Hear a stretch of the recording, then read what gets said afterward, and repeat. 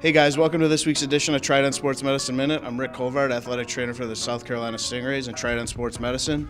And with me this week is Ryan Warsofsky, our head coach. For those of you who don't know, Ryan has a very important role in sports medicine as it relates to the team. We work very closely to develop strategies so guys are always fresh and ready to go, and we always have a lineup in there that's going to be able to give us 100% on any given night. So Ryan, why don't you talk to us about some of the things we do to keep guys ready, especially at a point like this in the season where things are really tough and we have a lot of games in a short amount of time, and we're trying to make a playoff push but still make sure we're ready for the playoffs. Yeah, it's big, obviously, that you and I have really good communication, and besides probably Bergie, I'm talking to Rick more than anyone else in our organization, and daily, up to the hour sometimes on certain players. We have a report that we send out to our doctors and the staff at night. Kind of gives us a regroup or a position where everyone might be, and then from there we meet again in the morning and sometimes even after practice to talk about some certain players' injuries, and especially this time of year, late in the year where practices are a little bit shorter, more days off to get these guys back to 100%.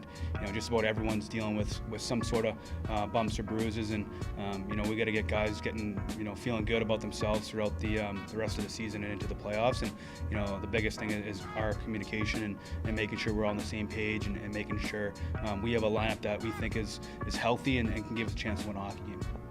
Yeah, and as you mentioned, we're always communicating constantly, 24/7. I can call Raya any time of day or night, if I have an update or something he needs to know about. He always gets nervous when I call, anytime after 6, 7 o'clock at night, because usually that's not good news.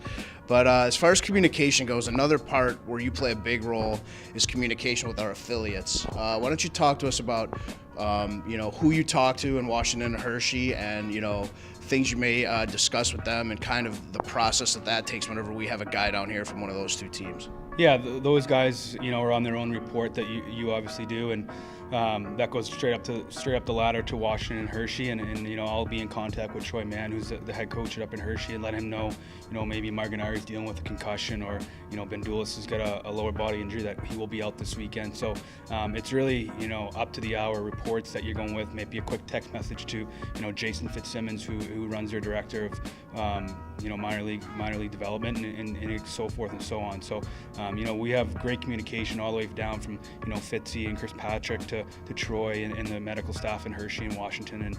And that's one thing about having a great affiliation with these guys is the communication up and down the ladder is really good, and you can reach out to these guys whenever you need, whether it's whether it's hockey wise or whether it's medical wise. They're really there to help us out and give us any feedback they can.